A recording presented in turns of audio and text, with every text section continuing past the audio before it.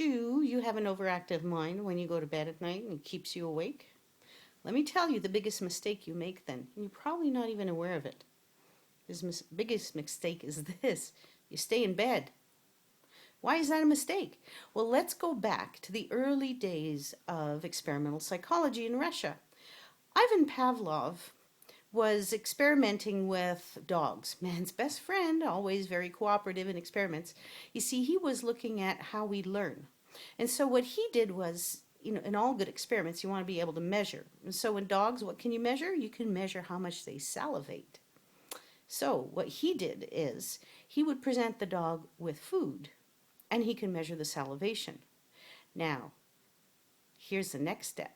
Every time he presented food, he also rang a bell.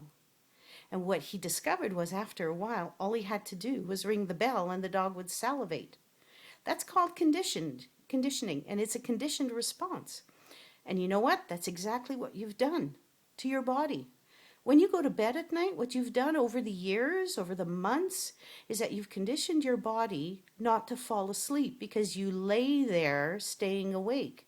So, how do you break this conditioned response? Well, the first step is you got to get out of bed. So, let's get out of bed.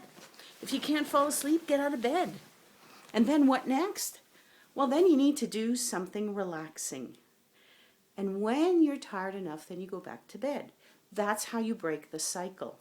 Now, on January 4th, I'm going to teach you more techniques to do when you get out of bed so that you can relax very quickly and then fall asleep more easily.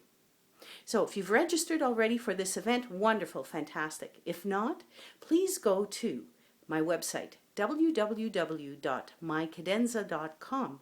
You'll find the details there on the event, and you'll also be able to click on the link to register. So I hope to see you then, and in the meantime, have a good night's sleep. And get out of bed if you're just laying there. Okay, take care. Have a fantastic day. Bye-bye.